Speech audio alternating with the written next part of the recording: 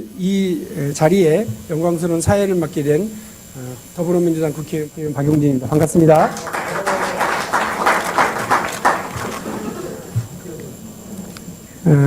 대한민국 구조적 병폐를 해결하기 위해 여러 많은 고민들이 진행되고 있습니다. 이명박 박근혜 대통령 10년 동안의 적폐, 길게는 지난 70년 긴 시간의 적폐를 청산하기 위한 고민들이 이제 하나둘씩 제출되고 있습니다. 오늘 토론회는 더불어민주당 소속 79인의 국회의원이 우리 당의 대선 후보 중에 한 분이신 이재명 성남시장님을 초청해서 대한민국 적폐 청산과 공정국가 건설에 관한 정견을 듣는 자리로 마련되었습니다. 향후에도 더불어민주당의 여러 대선 후보님들을 초청해서 같은 토론회를 진행해 나갈 수 있도록 준비하겠습니다. 먼저 토론회 앞서 국민의례가 있겠습니다. 모두 자리에 일어나서 전면의 국기를 향해 주시면 감사하겠습니다.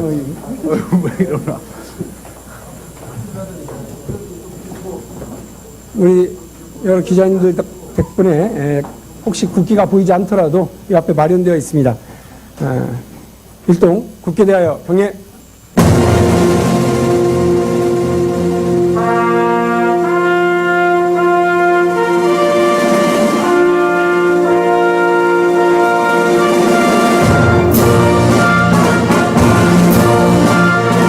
나는 자랑스러운 태극기 앞에 자유롭고 정의로운 대한민국의 무궁한 영광을 위하여 충성을 다할 것을 굳게 다짐합니다.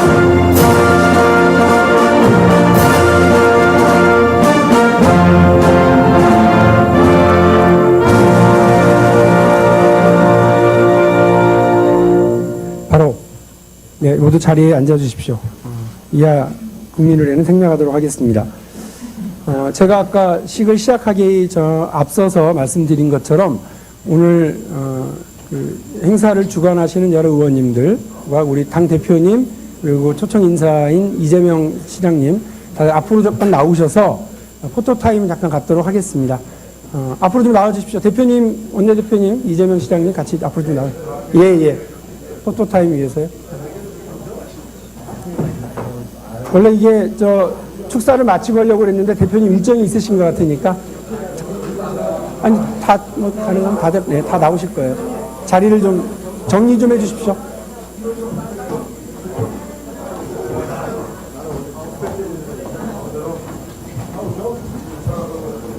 앞으로 올라가십시오.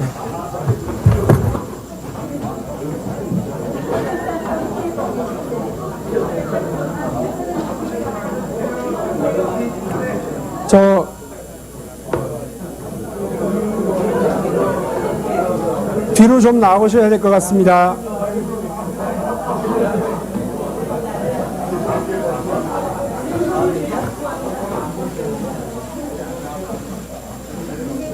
자, 제가 전부 다 오른손을 좀 들어주십시오. 예, 오른손을 좀 들어주세요. 하나, 둘, 셋.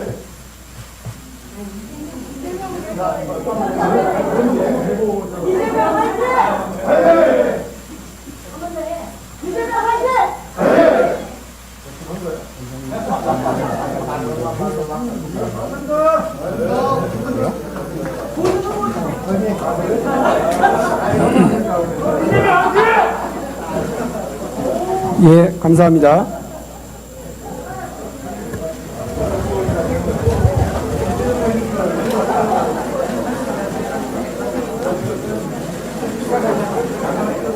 자, 우리 행사 진행을 위해서 의원님들 새해 인사는 나중에 개인적으로 따로 해주시면 감사하겠습니다. 협조를 부탁드리겠습니다. 예, 다음은 축사 말씀을 청해 듣도록 하겠습니다. 오늘 이재명 시장 초청 토론회를 축하해 주시게 와주신 더불어민주당 추미애 당 대표님으로부터 축하 말씀을 먼저 듣도록 하겠습니다. 힘찬 박수 부탁드립니다.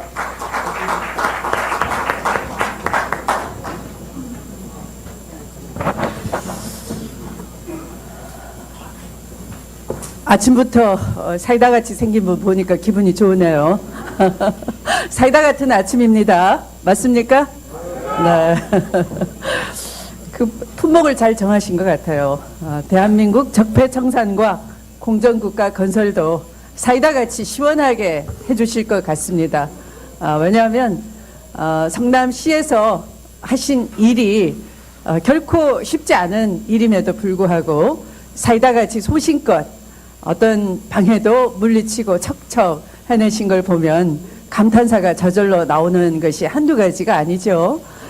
특히 소외된 이웃들을 향해서 따뜻한 손길을 내민 그런 행정 쉽지 않습니다. 말로는 쉬우나 행동하기 실천하기가 쉽지 않습니다. 그래서 교복을 무상으로 나눠준다든가 여성에게 생리대를 지급한다든가 이미 따뜻한 복지 행정을 차근히 실천해 주셨고 또 공공산후조리원에 대한 그런 애착을 보이시는 그 사업은 정부가 하지 못하도록 회방까지 놓았음에도 해내시는 걸 보면 정말 나라를 맡겨도 좋을 만큼 그런 복지 철학이 있으시다 이렇게 느껴집니다. 공감하시는 분만 박수를 좀 쳐주십시오. 아까 카메라 터질 때는 후보가 되실 것 같은데 박수 소리 보니까 좀 많이 부족합니다. 박수 한번 쳐주세요. 어제 그 JTBC 토론 보셨나요? 너무 잘하시던데요. 그러니까 거기 그 보수를 대변하는 전원책 변호사님이 성질을 팍팍 내면서 하시더라고요. 막 목소리 크기로 인상으로 막 윽박지르려고 하는데 근데 내용에 있어서 차분하게 하나도 꿀리지 않으시고 아주 잘 하셨어요. 그곳에서도 역시 주제는 우리 사회를 어떻게 공정하게 이끌 것인가 하는 것이었습니다. 박근혜 대통령을 뽑을 때 국민들은 과거를 바라봤습니다. 미래를 보지 않았습니다. 박정희 시대를 보았기 때문에 박정희처럼 할 것 같은 박근혜를 뽑았습니다. 그러나 결국 박정희 시대의 유산대로 잘못된 길로 갔습니다. 재벌과 결탁하고 정경유착하고 부정부패의 늪속에서 빠져나오지 못하고 아버지가 했던 것처럼 나도 따라서 했는데 왜 내가 한 것만 잘못이라고 하느냐라고 엊그저께 저녁에 국민을 향해서 항변하는 대통령을 보고 역시 이 시대는 끝을 내야 된다 하는 것을 느꼈을 겁니다. 이제 우리는 과거 방식으로는 어떤 것도 할 수 없습니다. 미래의 문제는 미래 방식으로 새로운 방식으로 풀어야 할 것입니다. 그래서 대한민국이 가지고 있는 박정희 유산, 적폐를 청산해내고 부패를 걷어내고 정경유착을 고리 끊고 공정한 사회를 만들 수 있도록 하는 그런 노력이 계속돼야 할 것입니다. 그 맨 앞자리에 우뚝 서신 우리 이재명 시장님을 초청해서 오늘 좋은 말씀 듣게 된 것 정말 좋은 일이라 생각합니다. 앞으로 전도 양양하시기 바랍니다. 네, 축하드립니다.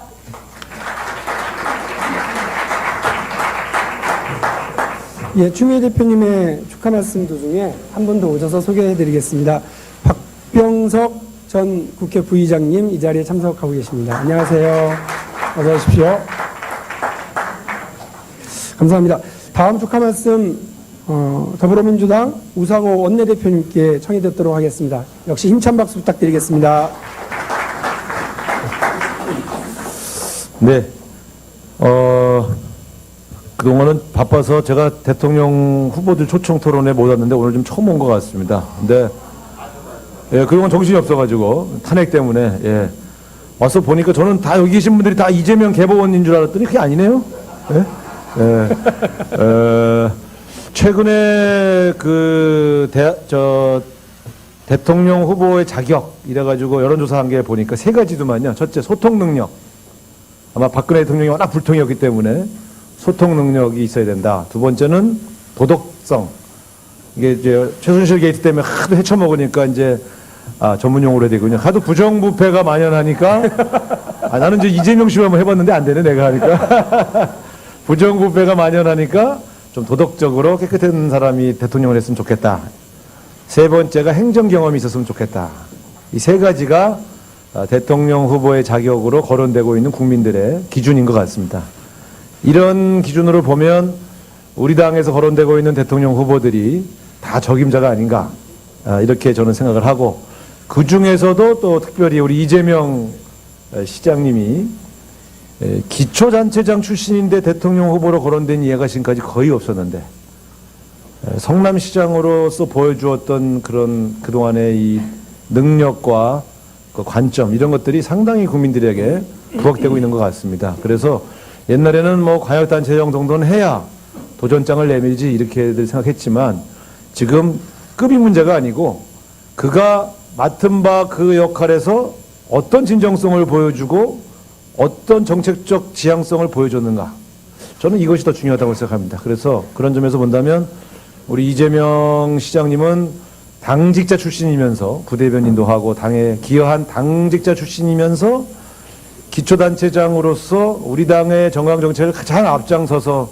실천한 그러한 아주 모범적인 시장님이시면서 또 탐욕 국면에서 또 아주 국민들 대변에서 시원시원하게, 저는 원내대표라 시원시원하게 대변을 못해서 욕 좀 먹었는데 우리 이재명 시장은 아주 시원시원하게 대변을 잘해서 좋은 평가를 받은 것 같습니다. 앞으로 우리 당과 또 대선 후보들이 만들고자 하는 새로운 대한민국의 미래를 잘 제기해 주셔서 이번 대선에서 돌풍을 일으키실 것을 제가 좀 기대를 하겠습니다. 어쨌든 대통령 경선이라는 거는 너무 원사이드하게 가는 것보단 엎치락 뒤치락 하면서 뭔가 이렇게 드라마를 만들 때 국민들이 더 관심이 있기 때문에, 제가 뭐 그 이재명 씨가 대통령 후보 되라 이렇게 말한 건 아니에요. 그렇죠? 재밌게 이 엎치락 뒤치락 하면서 뭔가 드라마가 이루어지면 좋겠다라고 하는 경선 관리자로서의 바람을 잠깐 여기서 말씀을 드리면서, 앞으로 오늘 좋은 말씀하시고 또 이번 대선에서 정말 좋은 역할 맡으시기를 기원하겠습니다. 축하드립니다. 네. 예, 감사합니다. 바쁘신 중에 와주셔서 좋은 말씀 해주신 추미애 당대표님, 우상호 원내대표님께 다시 한번 큰 박수 부탁드리겠습니다. 그럼 본격적으로 오늘 토론회 패널 분들을 소개해 드리겠습니다. 한 분 한 분 소개해 드릴 때마다 역시 큰 박수로 환영해 주시면 감사하겠습니다. 먼저 오늘 토론회 좌장으로 참여해 주셨습니다. 유종일 KDI 국제정책대학원 교수님 참석하셨습니다. 고맙습니다. 발제자신데요. 박수가 얼마나 나오나 아까 계속 추미애 당대표께서 체크하고 계시는 것 같습니다. 성남시 시장이시죠? 더불어민주당의 대선 후보로 자칭 이렇게 되고 계십니다. 이재명 시장님 참석하셨습니다.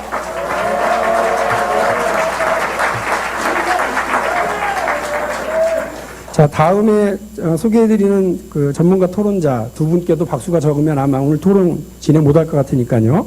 많은 박수 부탁드리겠습니다. 한성대학교 교수이시고 경제개혁연대 소장이십니다. 김상조 교수님 오셨습니다. 선대인 경제연구소 소장이십니다. 선대인 소장님도 함께하고 계십니다. 반갑습니다.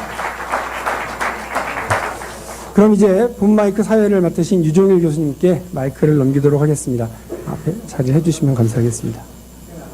네, 예. 여기서 진행하시면 하셔도 될 것 같습니다.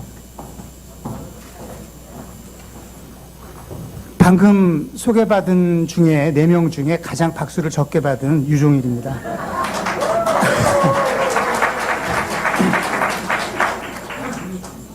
2017년 새해가 밝았습니다. 어쩌면 반만년 우리 민족의 역사 속에서 가장 중요한 한 해가 될 것 같다는 예감이 듭니다. 오늘 대한민국은 촛불 시민혁명을 완성하는데 복무할 지도자를 물색하고 있습니다. 오늘 이 자리가 그 일환으로 개최되는 것으로 알고 있고요. 저는 개인적으로 이재명 시장님과 일을 함께 하고 있습니다. 주빌리은행 공동은행장으로 함께. 근데 자주 뵙지는 못합니다. 네. 그래서 특별히 더 감회가 깊고 기대가 큽니다. 이제 이재명 시장님 연단으로 모셔서 대한민국 적폐 청산과 공정국가 건설을 주제로 발표 청해 듣겠습니다. 큰 박수로 맞이해 주셨으면 고맙겠습니다.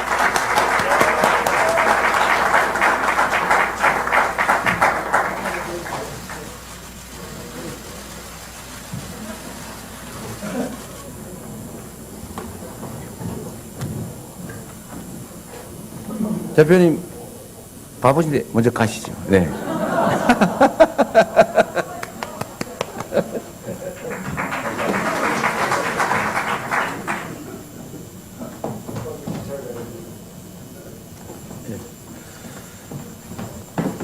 네, 저보고 소개를 대신해 드리라는 분이 계셔서 인사드리겠습니다. 민병두 의원님 어디 계신가요? 아, 민병두 의원 오셨습니다. 큰 박수 부탁드립니다. 네, 감사합니다.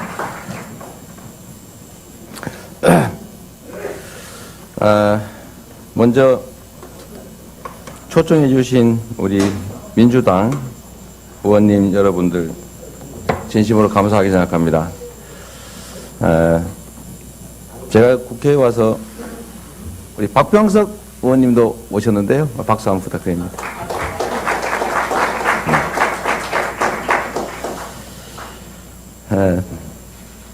제가 국회에서 우리 의원 여러분들을 이렇게 모시고 이 앞자리에서 이렇게 발표를 하게 돼서 한편으로는 당황스럽고 또 한편으로는 매우 영광스럽습니다.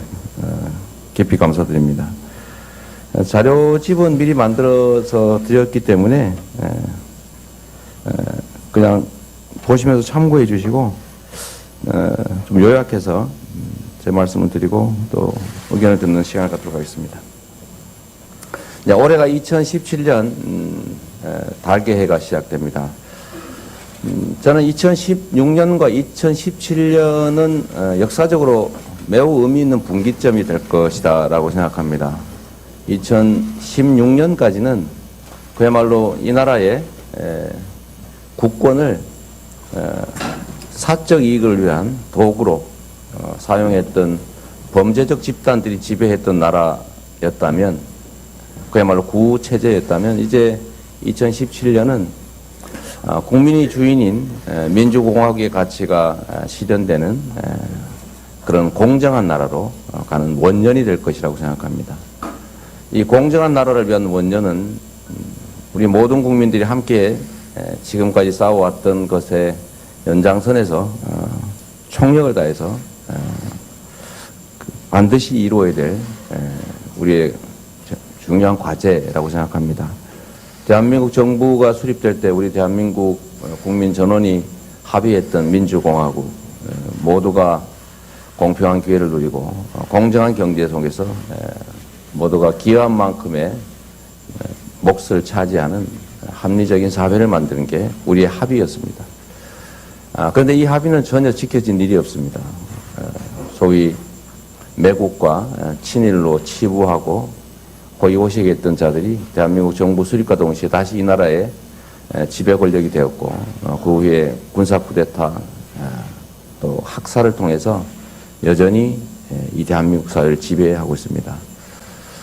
이번 최순실 사건으로 드러난 우리 권력자들의 민낯은 그렇습니다. 박근혜라고 하는 머리가 있지만 실제로 그 몸통은 새누리당이었고, 그리고 이 새누리당을 바치고 있는 뿌리, 우리는 결국 거대한 경제 권력, 그 중에서도 재벌 체제라고 불리는 이 나라의 그야말로 경제 기득권자들이었습니다. 이들은 정치 권력처럼 얼굴도 바뀌지 않았습니다. 그래서 이 나라의 진정한 기득권의 뿌리는 재벌 체제다. 이 재벌 체제를 개혁하고 공정한 경제 시스템을 만들어내는 것이 우리의 가장 중요한 과제 중에 하나가 된 것 같습니다. 또 어쩌면 이 공정한 나라, 모든 국민들이 공평한 기회를 누리고 공정한 경쟁 속에서 합리적 배분을 받는 그런 나라를 우리는 공정한 나라라고 부르고 싶은데, 이 공정한 나라를 만드는 것은 결국 정치에서부터 또 시작된다고 생각이 됩니다. 국가의 제1의 기능은 억강부약에 있습니다. 강자들의 횡포를 억제하고 다수인 약자들의 삶을 보듬어서 함께 살게 만드는 것. 억강부약이 정치와 행정의 본질인데 실제로는 이 억강해야 될 정치 권력 또는 행정 권력들이 이 강자의 횡포에 동조해서 또는 강자의 횡포에 도움을 줘서 결국 약자들을 수탈하고 그래서 다수의 사람들은 희망을 잃게 만드는 그런 헬 조선을 만들어낸 것 같습니다. 이 정치 권력, 즉 강자의 형포를 억압하고 제지해야 했던 대통령을 포함한 이 국가 권력이 그야말로 대놓고 불법을 저지르고 결국 재벌이라고 불리는 이 사람들의 무슨 사면이나 또는 이권이나 또는 노동 탄압을 지원해 주면서 함께 그 이익을 나누는 그야말로 도둑들의 잔치를 해온 게 이 나라의 실상이었습니다. 이제는 이 도둑들의 잔치를 막는 게 제일 중요한 일이 되지 않을까 싶습니다.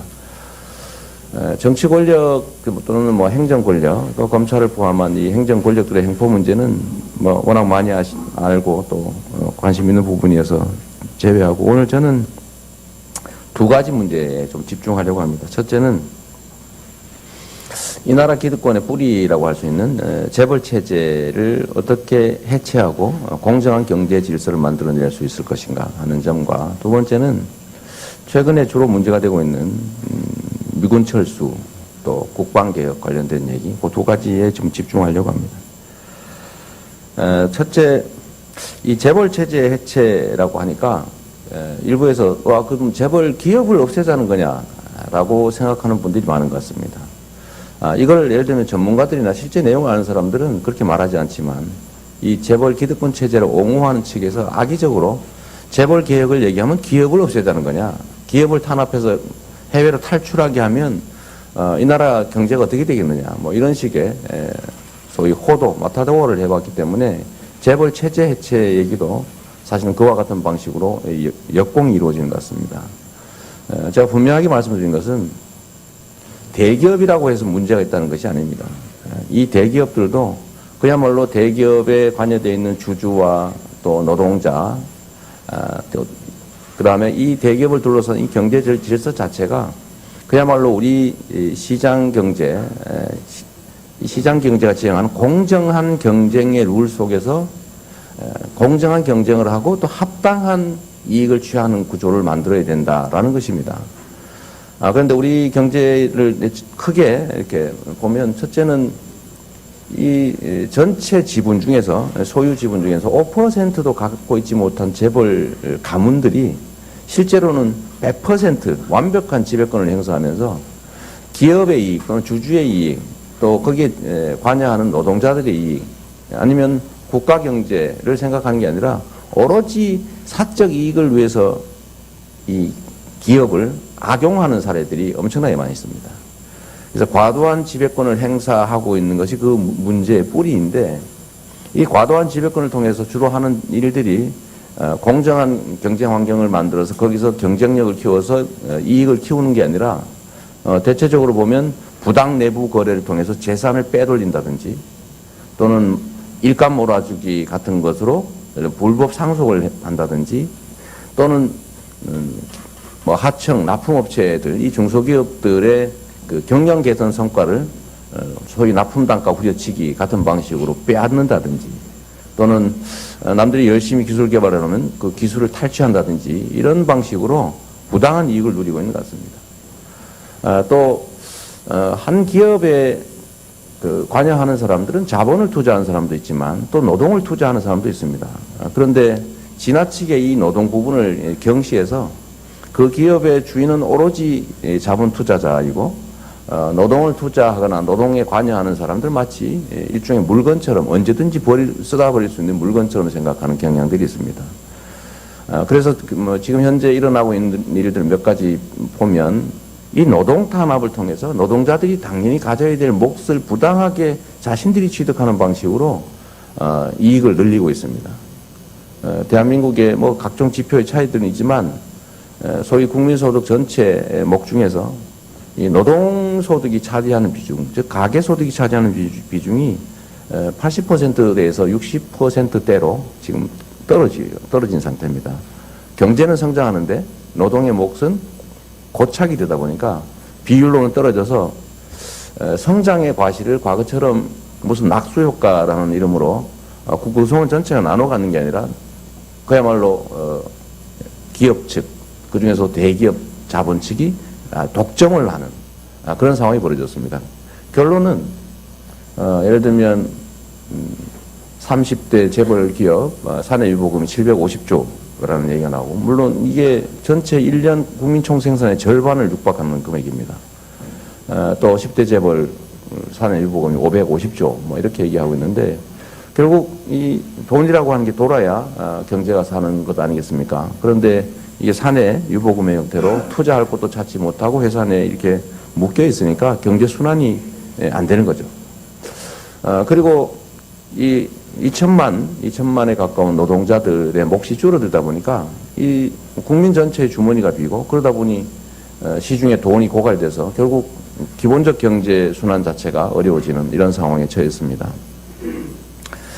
지금 우리가 앞으로 이 경제 문제를 해결하기 위해서는 대체적으로는 무슨 성장을 많이 해야 된다고 얘기하는 것 같습니다. 성장을 노래를 부르고 있는데, 문제는 아무리 노래를 불러도 실제로 성장은 되지 않는다는 거죠. 성장할 수 없는 상태를 만들어 놓고 성장의 노래를 부르면 성장이 될 리가 없는 겁니다. 성장이 되지 않는 이유는 저는 그렇게 생각합니다. 경제란 기본적으로 순환인데 노동자들을 탄압을 통해서 노동의 몫을 줄이고 기업들이 부당하게 이익을 취하다 보니까, 예를 들면 중소기업이든 각 경제 주체들은 자신들의 경영 개선 성과를 자기가 다 못 가지는 일이 벌어집니다. 그러니까 열심히 성장이나 또는 기업 성장이나 뭐 경쟁력 개선을 위해서 노력하기보다는 차라리 대기업 구매 담당 임원에게 로비하는데 주력하고, 창업자들, 기술 개발을 하는 창업자들은 대한민국에서 개발하면 다 뺏기고 도둑 맞으니까 차라리 미국이나 유럽으로 나가라라고 지금 권유받고 있어서 실제로 능력 있는 인재들은 해외로 다 탈출합니다. 경제적 활력이 계속 떨어지죠. 문제 속에 답이 있습니다. 문제는 지나친 경제력, 자산, 기회의 편중으로 인해서 우리가 가지고 있는 기회와 잠재력, 역량들이 제대로 효율을 발휘하지 못한 상태가 되어 있는 겁니다. 한쪽이 너무 많이 가지면 그러지 않습니까? 이 역사적으로도 그 사회가 가지고 있는, 과거 같으면 토지죠. 이 토지가 특정 소수한테 지나치게 독점되는 상황이 오면 그 사회가 예를 들면 밀란이 발생한다든지 또 서민들의 삶이 어려워지면서 체제 전환의 위기를 겪게 됩니다. 그런데 이 체제 전환 위기를 예를 들면 체제 전복을 통해서 새로운 체제가 만들어질 때, 또는 강력한 개혁을 통해서 체제는 유지하되 새로운 출발을 할 때 하는 첫 번째 조치가 공평한 기회를 보장해 주는 겁니다. 공평한 기회와 공평한 부담을 지우는 것이죠. 우리도 역대에 보면 무슨 균전법이니 균역법이니 하는 게 사실 그런 거 아니겠습니까? 근데 이게 깨질 때 그 체제의 위기가 왔습니다. 이 자본주의 시스템 자체도 그래 왔던 것 같습니다. 소위 경제 주체들의 자유를 지나치게 보장하던 소위 자유주의 시대의 최종 결말은 대공황이었죠. 근데 그 대공황의 내용을 들여다보면 지나친 기업 집중이라든지 독점, 기업 내 경제 주체 간의 실질적 경쟁이 사라진 상태가 온 거죠. 두 번째는 그 사회 구성원 대다수가 그야말로 최저한의 삶도 살 수 없을 만큼 삶이 악화되는 겁니다.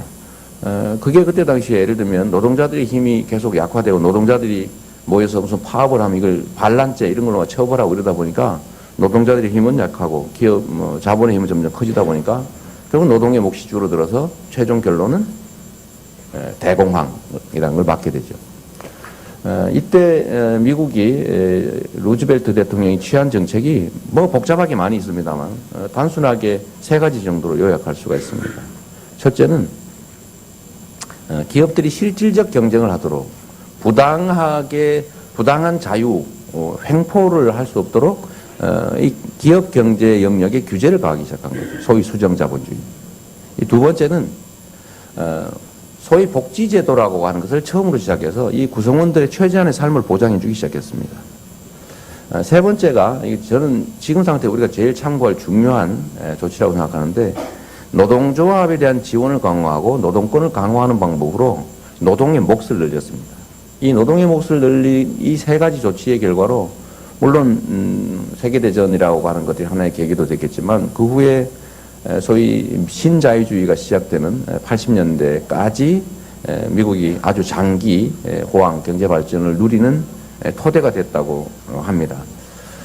우리 사회도 사실 마찬가지 상태인 것 같습니다.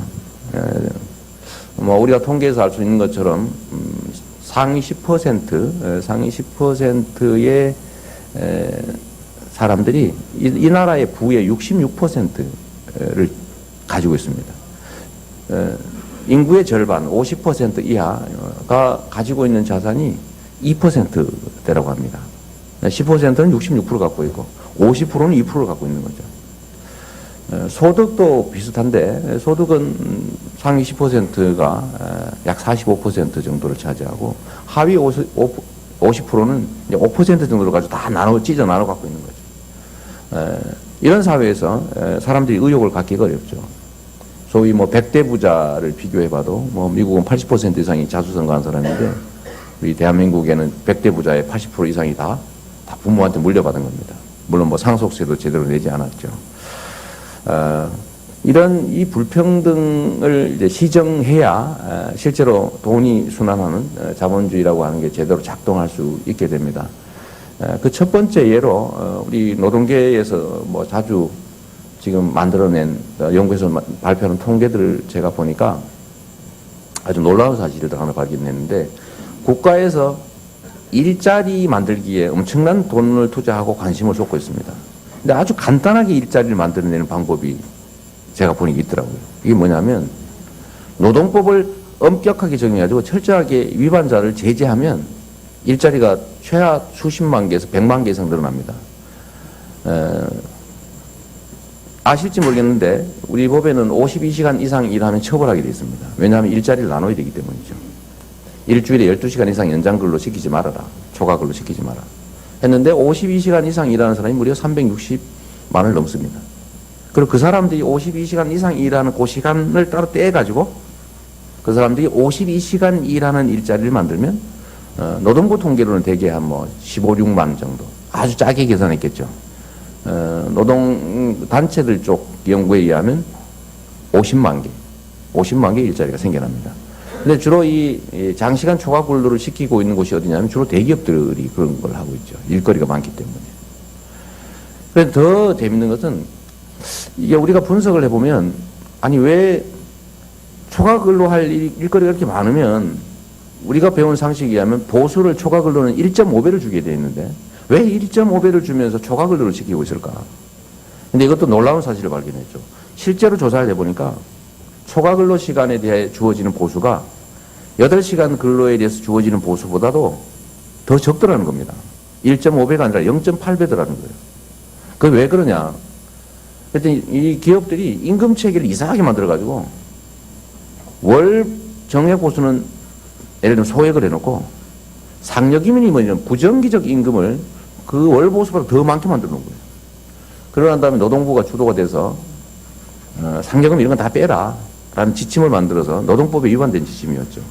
다 빼서 꼭 월정액으로 지급되는 것에 대해서 1.5배만 주면 된다. 이러니까 초과 근로 시간에 대한 보수가 8시간 근로에 대한 보수보다 더 적은 결과가 나온 거죠. 이거 명백하게 노동법의 그 취지에 어긋나는 겁니다. 그래서 이거를 엄격하게 적용하기만 해도 이제 며칠 전에 제가 어떤 노동 전문가한테 여쭤봤어요. 이게 정상적으로 초과 근로를 계속적으로 하는 그 시간이라고 하는 거는 신규로 고용하는 게 만약에 더 싸다면 그렇게 하지 않겠습니까? 이거 맞다. 그럼 만약에 8시간만 다 일하는 전제를 하고 8시간 초과하는 시간에 대해서 이 8시간 일하는 사람을 고용하면 일자리가 몇 개 생깁니까? 했더니 269만 개가 나왔습니다. 이거의 절반만 법률을 제대로 지켜서 예를 들어 법정 초과 근로 시간을 엄정하게 처벌하고 그것도 실제 사주를 처벌하고 그래서 법을 절대로 어기면 안 되는구나 라는 것만 해도 수십만 개 일자리가 동시에 생겨나고 그리고 1.5배 보수를 주어라 라는 것만 엄격하게 적용해도 거기서 초과적으로 수십만 개 일자리가 생겨나는 거죠. 그러니까 이 나라가 이 불법행위를 방임하다 보니까 이 불법행위 방임에 따라서 이익을 얻는 것이 누구냐면 압도적 다수는 손실을 보고 특정한 소수 기득권자들만 이익을 보는 거죠. 이걸 통해서 결국 또 축적을 해나가고 있습니다. 단가 우려치기, 뭐 또 예를 들면 기술 탈취 이런 것도 다 현행 법 위반 아닙니까? 거기에 대해서 법률이 할 수 있는 최대한의 제재를 가하면 사실 그런 거 못하겠죠. 미국처럼 단가를 일방적으로 후려친다든지 뭐 남의 기술을 탈취하면 형사처벌 외에 징벌배상으로 거의 회사가 망할 정도의 엄정한 제재를 가하면 그런 시도를 하지 않겠죠. 그럼 중소기업이나 아니면 창업자들도 꿈을 가지고 아마 살 수 있을 겁니다. 또 예를 들면 뭐 이런 사례는 부지기수입니다. 예를 들면 부당 내부 거래를 통해서 회사의 자산을 빼돌리는 거, 이 배임죄거든요. 이것도 형사처벌만 엄정하게 해도 상당 정도 없앨 수가 있습니다. 일감 몰아주기 다 마찬가지죠. 그래서 이 재벌 체제라고 하는 것이 엄청나게 어려운 일이 아니라 그야말로 불공정한 경쟁 구조, 이 불법적인 이 소위 착취 구조를 해체만 해주고 정상적인 기업 주체 간의 경쟁만 보장해줘도 상당 정도 이 경제 환경이 개선될 수 있다고 생각됩니다. 그리고 노동자들의 몫을 늘려야죠. 노동자들의 몫을 늘리는 방법은 법률을 엄격하게 시행해서 노동법 위반 행위에 대해서 제재를 가하는 것. 그 다음에 정부가 가지고 있는 재량 권한을 노동자들에게 유리하게 행사하는 것. 원래 정치 행정은 억강부약에 있다고 하지 않습니까? 그러니까 힘센 소수가 아니라 힘없는 다수를 위해서 권한을 행사해 주는 게 맞는 거죠. 이념적으로도. 그래서 노동자들을 위해서 노동부가 노동부 어떤 정부가 갖는 권한들을 제대로만 행사해 주어도 노동자들의 몫은 매우 커질 수 있습니다. 그리고 더해서 지금 제가 어제 유승민 의원한테도 그 얘기를 좀 따졌는데 노동개혁이라는 이름으로 지금 제가 말씀드렸던 장시간 노동을 강요하는 문제라든지 또는 통상임금을 줄여서 초과근로 수당을 줄이는 거라든지 아니면 파견 근로를 늘린다든지 비정규를 뭐 기간을 늘린다든지 이런 방식들은 계속 노동자들의 몫을 줄이는 목표를 가진 그야말로 악법 중의 악법입니다. 그러니까 이런 것들 말고 반대로 노동자들의 조직을 지원하고 단체 교섭 결과에 단체 협약 결과에 좀 효력을 확대하고 그런 걸 통해서 노동자들의 힘이 강화되면 결국 국민 전체의 몫이 늘어나니까 결국 현장에 주머니 있는 우리 국민들의 주머니도 톡톡해지면 그게 결국은 순환을 보장을 해서 경제가 살아나는 토대가 되겠죠. 거기에 한 가지 좀 더 할 수 있는 거는 결국 아까 말씀드렸던 국민들의 주머니를 좀 더 채워줘야 되는데 이 복지 예산을 좀 늘려야 됩니다. 근데 이것도 사실 억강부약이라고 하는 정치의 목적에 비추어 보면 이 우리나라는 이 수익이 많으면 많을수록 세금이 줄어드는 이 이상한 역진 제도, 역진 상태에 있습니다. 우리 재윤경 의원께서 어제 발표해 준 자료 때문에 제가 어제 전원책 변호사하고 싸우다가 제가 이제 판정승을 했는데 전원책 변호사 얘기하면 거기 기업 자유기업원인가 뭐 기업 뭘 하셨던 분이어서 기업들은 실효세율을 17% 이상이다. 재벌도 똑같아 계속 이렇게 주장을 하는 거예요. 근데 제가 어디서 본 자료에 의하면 10대 대기업은 실효세율이 12%, 11%대였다. 내가 보기에는 분명히. 근데 아니라고 막 우기가지고 어제 그 싸움이 난 겁니다. 이제 토론에서 싸움이 났는데 결국은 그 후에 네티즌들이 조사를 해본 결과 12% 맞다. 이렇게 결국 결론이 났습니다만은 실제로 자영업자들의 수익에 대해서는 최대 세율을 38% 부과하면서 몇십 조씩 이렇게 영업이익을 내는 기업들에 대해서는 온갖 조세 감면 제도에다 최고 세율도 22%고 하다 보니까 실효세율이 대폭 떨어져서 대개 15, 16% 평균 이렇게 되어 있는 거죠. 이게 지금 OECD 평균도 실효세율이 22%대인데 우리나라만 유독 낮죠. 명목세율도 OECD 평균은 25%, 뭐 일본 34%, 미국 35%, 뭐 이렇게 높고 실효세율도 22%인데 우리는 너무 낮게 소위 힘센 많이 가진 초대기업들에게 온갖 감면의 이름으로 감세의 이름으로 부당한 혜택을 주고 있습니다. 결국 그 부담을 누가 안았냐면 담배 피는 사람들이 이제 또 추가 부담을 했죠. 무슨 죄를 지어가지고 하루에 한 갑 담배 피는 사람이 1년에 세금을 120만 원씩이나 내야 됩니까? 우리 강창희 의원님 담배 피시죠? 뭐 강창희 의원님 좀 내도 되는데, 그러나 우리나라의 압도적 그 다수를 차지하는 대개 흡연자들, 흡연하는 게 죄는 아니잖아요. 죄는 아닌데 1년에 왜 거기에 대해서 120만 원씩이나 세금을 내야 됩니까? 그러니까 너무 과하죠. 그래서 이런 조세 형평을 이루는 방법으로 마련된 재원을 새롭게 복지 영역에 투자하면 그러면 또 경제가 순환이 잘 되겠죠.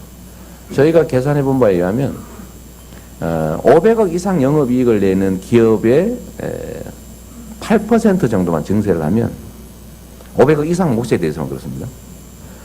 약 평균 5년 동안 15조 원 정도의 재원이 마련되는데 이 대상 기업이 59만 몇 개 중에서 440개밖에 해당이 되지 않습니다.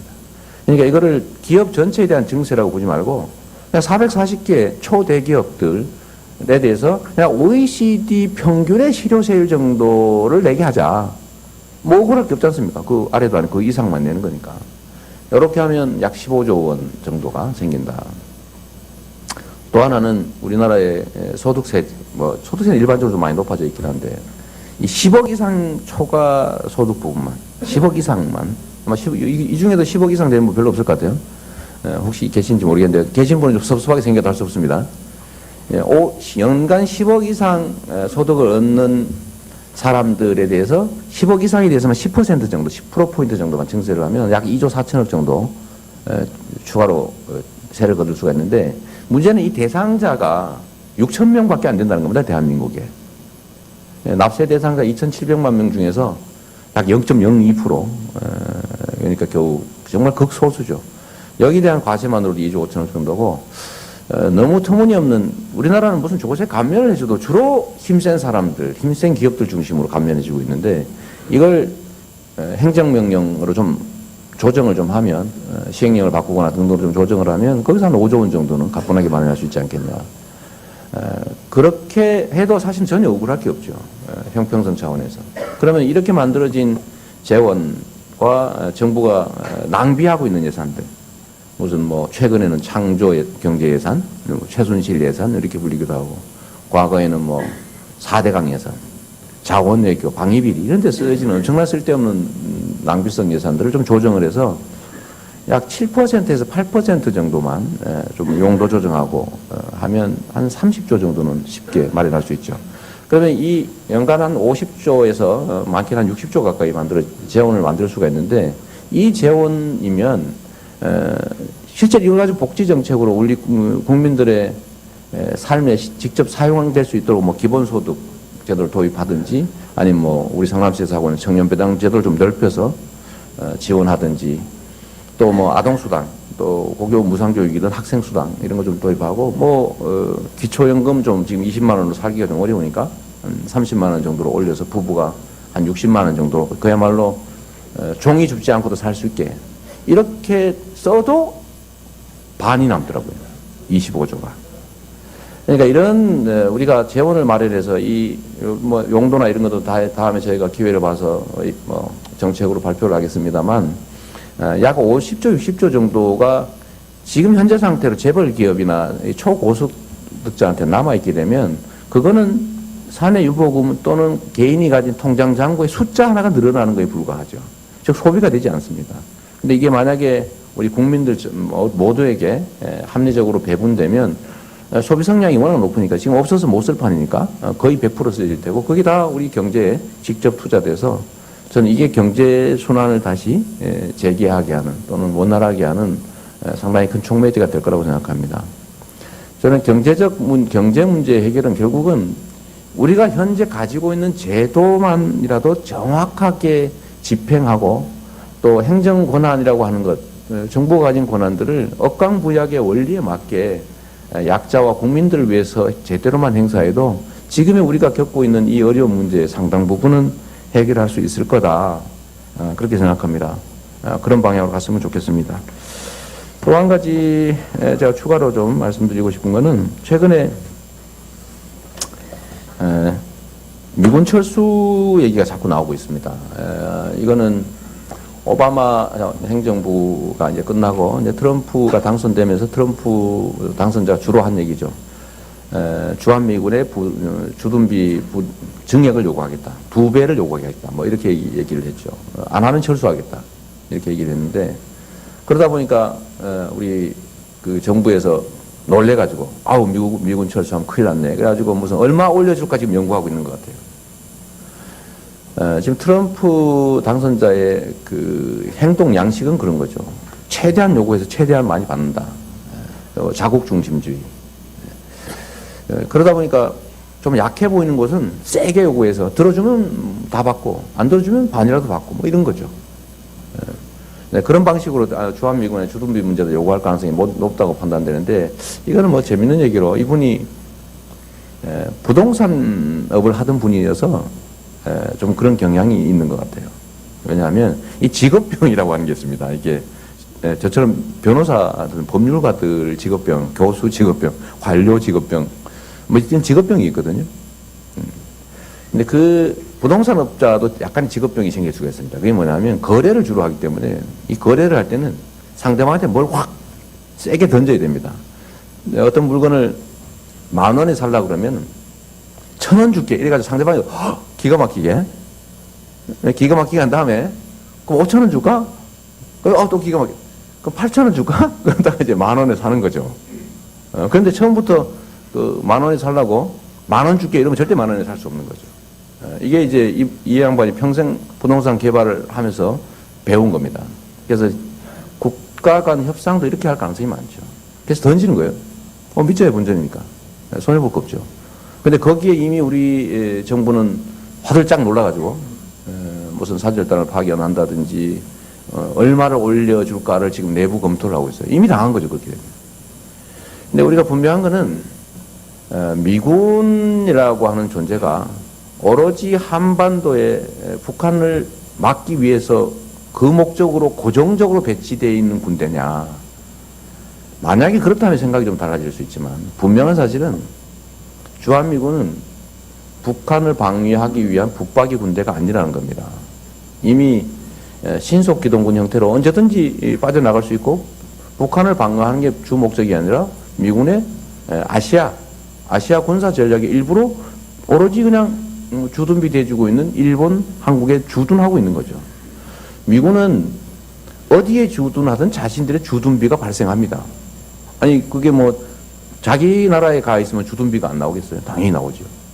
그런데 한국에 와 있으니 이게 한국의 방위에도 도움되는 측면이 있으니까 한국도 좀 부담을 해라 이익 본 만큼. 이게 원래 주둔비 부담이 발생하게 된 시작된 이유죠. 원래는 뭐 알다시피 주둔비는 원래 부담하지 않았죠. 소파 협정에 하면. 근데 90년대에 주둔비 협상이 시작돼서 그때부터 조금씩 내주고 있는데 지금 현재도 미군과 관련돼서는 지나치게 이 굴욕적이고 종속적 태도를 취하다 보니까 전 세계 미군이 진주한 지역 중에서 대한민국이 진주비 부담을 제일 많이 하고 있어요. 주둔 부담금. 독일은 18% 선을 부담한다고 하고 일본도 50% 정도를 부담하는데 우리는 77%까지 부담하고 있다고 합니다. 그런데 2배 또는 뭐 다 내라 이런 표현을 하고 있는 거죠. 미군이 오로지 북박이 군대로 북한을 방어하기 위한 목적만으로 있다면 그거 뭐 맞는 말일 수도 있죠. 근데 이미 주둔의 목적도 바뀌었고 이게 또 미국도 뭐 대한민국에 대한 뭐 우방으로서 뭐 애정을 가지고 있다고 생각은 하지만 그러나 본질적으로는 자기 국익 또는 군사적 이익을 위해서 지금 주둔하고 있는 게 분명합니다. 그래서 여기에 대해서는 요구한다는 이유로 다 들어주다 보면 그야말로 남는 것 없이 다 뺏기는 상황까지 갈 수 있기 때문에 우리도 여기에 대해서는 당당하게 우리의 입장을 제시해야 됩니다.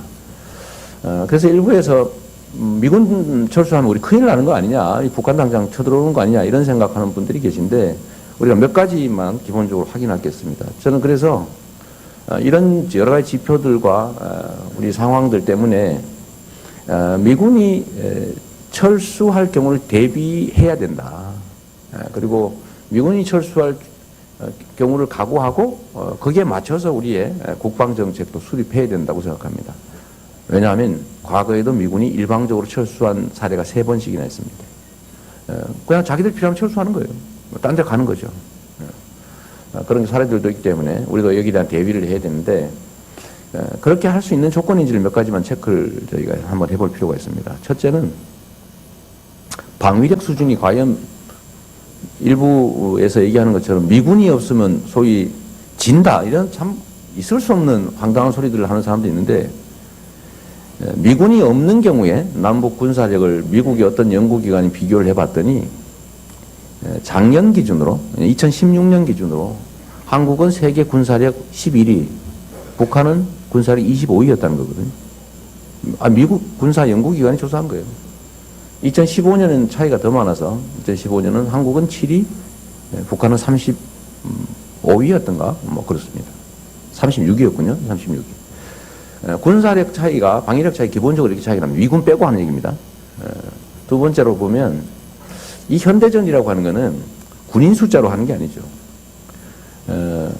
과거에 우리가 동학혁명 때 뭐 10,000명이라는 얘기도 있고 뭐 20,000명이라는 얘기도 있고, 우금치 고개에서 일본군하고 광군하고 전투를 벌였는데, 숫자는 뭐 압도적으로 동학군이 많았죠. 뭐 일본군 광군 숫자가 뭐 2,700명이었다는 소리도 있고 그런데, 이 사람들이 게틀링 기관총이라는 걸 갖고 있었어요. 마차 같은 데 놓고 이렇게 돌려서 쏘는 거 있지 않습니까? 서부 영화에 가끔씩 나오는 거죠. 그런데 광군들이 가지고 있는 건 뭐냐면 최대 화력이 화승총이었죠. 화승총에 나머지는 다 죽창, 뭐 칼, 쇠스랑 뭐 이런 거였는데, 거의 일본군 광군 부상자가 1명이 죽었다든가 뭐 부상했다든가 하고 나머지는 다 광군에 의해서 다 전멸당했죠. 동학군들이. 이게 거의 끝났지 않습니까? 숫자로 하는 싸움이 아니죠. 지금도 아마 보시면 아파치 헬기 6대의 일개 부대가 뭐 대개 뭐 기계화 사단 1개 연대 정도, 기계화 부대 1개 연대 정도를 충분히 상대한다고 해요. 그냥 숫자는 전혀 의미가 없죠. 그런 상태인데 대한민국의 방위비 지출이 올해도 40조가 넘지 않습니까? 근데 북한은 지금 정확하게 확인되지 않는데 1조 원대라는 거고요. 그 뭐 예를 들면 뭐 물가 수준 이런 거 다 따져도 최대로 차이를 내도 아무리 가깝게 계산을 해도 국방비 늘리려고 자꾸 막 차이가 별로 없는 것처럼 만들잖아요. 최대한 만든 게 지금 4배입니다. 4배. 4배 남한이 많이 타는 거죠. 아무리 막 남한이 적은 걸로 계산해요. 북한이 많은 걸로 막 계산해봐도. 이런 상태에서 미군의 지원이 없으면 자주국방이 안 되니까 미군을 잡기 위해서 미군이 해달라는 대로 다 해주자. 요구하는 대로 다 들어주자. 이거 있을 수 없는 얘기죠. 그리고 이 독립국가가 어떻게 외국 군대에 자신들의 국가 방위를 맡기고 의존하고 있을 수가 있습니까? 또 거기다가 심지어 전시작전 통제권까지 맡겨놓고 우리는 전쟁도 스스로 수행할 수 없게 이렇게 되어 있는데, 이제야말로 미국이 부당하게 주둔비 부담을 요구하면서, 증액을 요구하면서 안 하면 철수하겠다 이러고 위협을 하고, 실제로 뭐 그럴 수도 있지만 제가 보기에는 가능성이 거의 없습니다. 전 세계 미군이 이 동아시아에 미군을 주둔시킬 때가 이 한반도만큼 좋은 데가 어디 있어요. 제가 보기에는 필리핀처럼 심하게 나오면 아마 주둔비 우리한테 주고 주둔해야 될 겁니다. 그래야 될 수도 있는 상황이죠, 사실은. 미국의 필요가 크다는 거죠. 그러니까 거기가 본인들이 말은 그렇게 하지만 실제로는 자기들의 군사적 이익 때문에 철수할 수도 없는 상태이니까, 우리도 이 점을 활용해서 이번 기회에 주한미군 철수를 각오하고, 그럴 경우를 대비해서 자주국방을 하는, 그야말로 진정한 자주국가로 태어나는 그런 계기가 됐으면 좋겠다는 생각이 듭니다. 그리고 한 가지만 좀 덧붙여서, 지금 이제 국방개혁 관련해서 한 말씀을 좀 드리고 싶습니다. 국민들의 의무 복무 기간 문제도 좀 있고 해서 일부에 국방개혁 관련된 의견들 여기저기 나오는데, 저는 좀 군을 정예화하고 또 현대전에 좀 맞게 국민들의 부담도 좀 줄이면서 군을 좀 스마트 강군으로 만드는 방법으로 선택적 모병제를 도입할 필요가 있다고 생각합니다. 선택적 모병제는 뭐냐면 그냥 모병제로 가게 되면 돈 있는 사람들은 군대를 안 가게 됩니다. 절대 안 가죠. 지금도 뭐 없는 병 만들고 서류 조작하고 해외로 탈출하고 뭐 이러면서 군대를 안 가는데 모병제 하면 절대로 안 가겠죠. 이거는 국민 개병주의, 병력 의무에 부합하지 않으니까 모두가 병력 의무는 지금처럼 지대. 의무병은 복무 기간을 지금 현재보다는 기초 훈련 정도를 하고 잠시 병력 의무를 이행하다가 일상으로 복귀할 수 있도록 한 10개월 정도로 복무 기간을 단축하고 그 대신에 지금 현재 63만 명인 이 현역병원들을 원래 정부가 수립했던 계획대로 50만으로 좀 줄이고 대신에 전문 전투병, 소위 전투포로라고 불리는 전투 전문 요원들, 그 다음에 무기 장비 다루는 전문 요원들을 한 10만 명 정도로 이건 모병을 해가지고 이 부분은 모병을 해서 보수를 주고 전문적으로 복무할 수 있게 만들면 이게 실제로는 군 전력도 강화되고 국민들의 의무 복무 기간도 절반 정도로 줄이는 효과가 있습니다.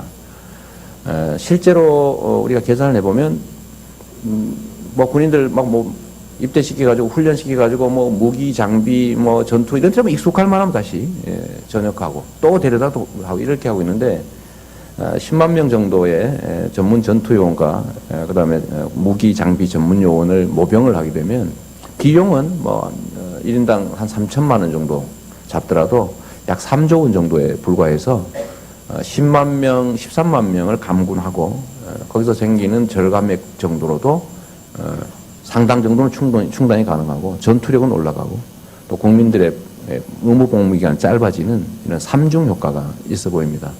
말씀드린 것처럼 현대전은 숫자로 하는 게 아니죠. 뭐 중공군 인내 전술할 시대가 이미 지났기 때문에 이제는 무기를 첨단하고 전투병을 정렬하고 그다음에 장비 무기 전문가들을 양성하는 방식으로 가는 게 여러 방면에서 맞다라는 생각이 듭니다.